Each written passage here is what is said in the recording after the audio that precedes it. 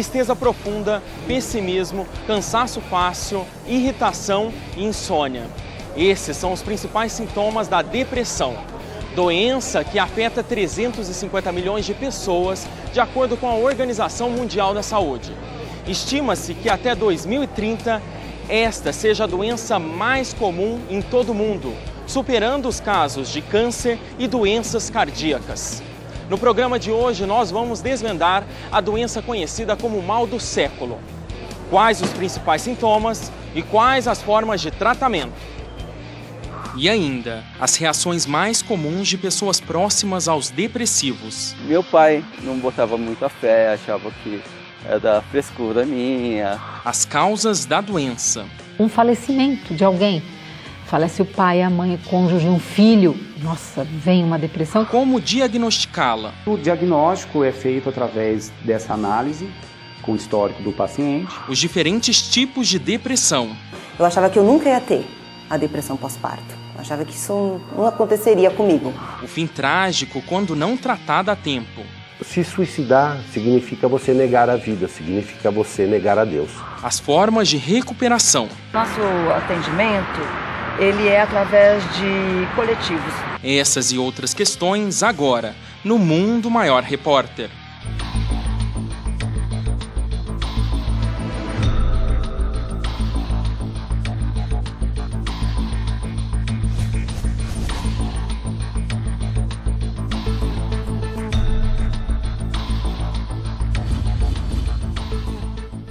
Bernadette estava bem no amor e na profissão, mas a morte do pai foi suficiente para abalar as suas estruturas físicas e psicológicas. Após o falecimento dele, os sintomas foram ficando muito mais intensos e os sintomas das várias partes, né, se eu posso chamar assim, da minha pessoa começaram a acontecer. Então o raciocínio ficou mais lento, foi ficando pior do que era. Né, antes de eu parar de trabalhar, e a coisa foi se intensificando. Fisicamente eu estava sempre muito cansada, eu não conseguia fazer nada, eu não tinha energia, eu não conseguia sair da cama. A depressão é uma disfunção sistêmica do ser humano, ou seja, vai acabar lesando ou causando alterações de funcionamento a nível biológico, a nível psicológico, a nível social e a nível espiritual. A depressão é uma fuga, assim como suicídio é uma fuga, né? Bebida, pessoas que bebem em excesso é fuga, dormir em excesso muitas vezes é fuga.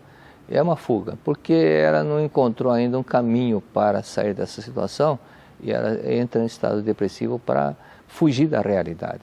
Então, quando a pessoa perceber esse quadro depressivo, ela precisa ter essa consciência que se ela não se cuida, isso vai do corpo para o perispírito e a pessoa leva isso para uma existência futura. Sua tristeza era tão grande que chegou a sentir dor física. Doía uma parte de mim que eu não sabia onde estava. Era uma dor por dentro, né? E aí eu sempre falo, olha, deve ser a famosa dor na alma. Era uma dor muito intensa e que incomodava bastante. Todo sentimento ele está acompanhado. Quando você sente algo e pensa em algo, pensamento e sentimento, isso começa a liberar hormônios que vão dificultando a produção de serotoninas, das endorfinas. O que acontece na sua vida prática? Dificuldades de encarar o dia a dia, aí começa a ficar mais grave. Por quê? Não tem vontade de tomar banho, aí que só quer ficar na cama, aí não quer mais comer. Depois da crise, ela já não se reconhecia mais. Eu fiquei agressiva, né, coisa que não era uma marca do meu temperamento, então de repente eu fiquei um pouco agressiva, um pouco briguenta com as pessoas. Eu comecei a pensar no sentido da vida e a concluir que a vida não valia a pena. Eu fiquei com a autoestima muito baixa, eu achava que eu era um fracasso, que eu tinha feito tudo errado na vida, que eu era errada desde o meu nascimento. A pessoa começa a colocar a autoestima dela para baixo. Ah, nossa, eu não tenho força espiritual, meu espírito, né, não tem força, eu estou com baixa... Não é isso.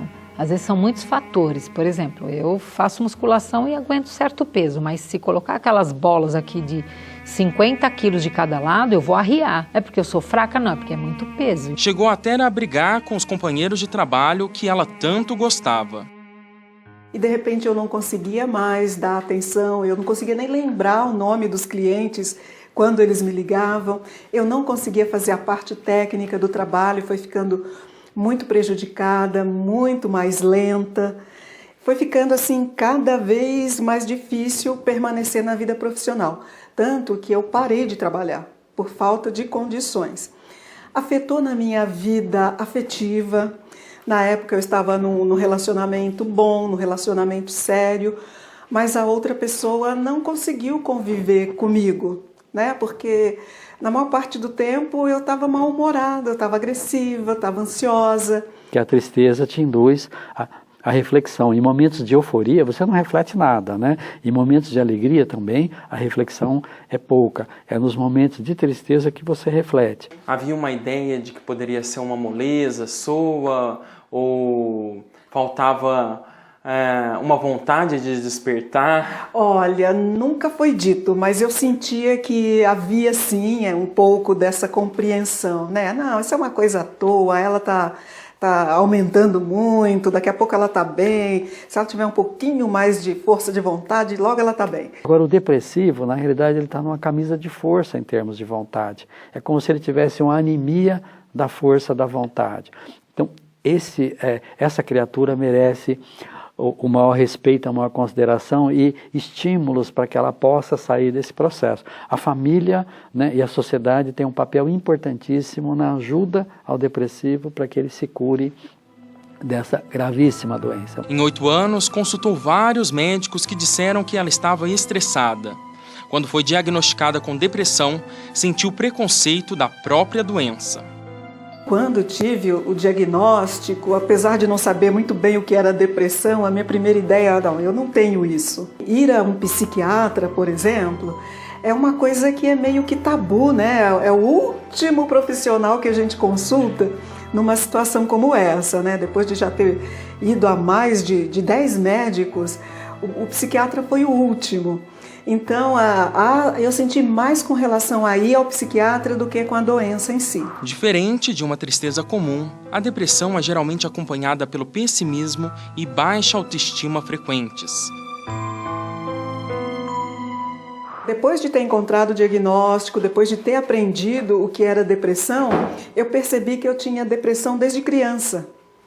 Né? Eu tinha muitos sintomas assim, emocionais, psicológicos, que iam e vinham, mas a gente não sabia, naquele tempo nem se falava em depressão. O diagnóstico é feito através dessa análise com o histórico do paciente e as causas variam muito, desde doenças que levam à depressão, que não seja consequência do ambiente, então algumas doenças neurológicas, algumas doenças psiquiátricas que têm como o sintoma, o quadro clínico, a depressão. Às vezes as pessoas trazem marcadas no seu perispírito, e o perispírito é a forma do que vai ser a sua forma quando você encarnar. E muitas vezes lesões perispirituais causadas por monoideias ou por ideias arraigadas ou por comportamentos repetitivos impensados, tipo eu repito mas não reflito, acaba marcando o perispírito que quando eu reencarnar pode ser que me predisponha a algum tipo de dificuldade pela qual eu vou desenvolver a nova habilidade que eu quero. Uma delas pode ser a depressão. No livro Receita da Paz, do espírito Joana de Ângeles, psicografado por Divaldo Pereira Franco, encontramos a seguinte passagem. A depressão tem sua gênese no espírito, que reencarna com alta dose de culpa. Com a consciência culpada, sofrendo os gravames que dilaceram a alegria interna, imprime nas células os elementos que as desconectam, propiciando em largo prazo o desencadeamento dessa psicose que domina uma centena de milhões de criaturas na atualidade. Às vezes a pessoa já traz uma tendência de outra vida, onde por outros motivos ela tem ali já um traço que às vezes em determinada idade ou quando uma situação dispara, ela fala, mas não aconteceu nada. Às vezes a idade numa outra existência teve ali um processo muito grave depressivo, quando aqui eclode a idade, eclode o sintoma junto. Ocorre que quando o indivíduo está numa situação de baixa, não é, de depressão, ele também pode dar vazão, se ele não lutar contra isso, a onda vibratória que atrai a esses obsessores. No entanto, é preciso lembrar sempre que um obsessor, ele só é atraído pelo que nós damos de sintonia. Existem casos em que a pessoa são vítimas, na realidade entram em sintonia com o antepassado que suicidou, ou então entrou em estado depressivo. Então, diante dessa situação, ela não percebe, mas ela recebe essa influência desse familiar que está em estado depressivo no mundo espiritual. No próximo bloco, você vai ver as reações mais comuns e alguns conselhos absurdos dados por amigos e parentes a depressivos. E ainda hoje, as causas e os principais sintomas da depressão pós-parto. A gente já volta.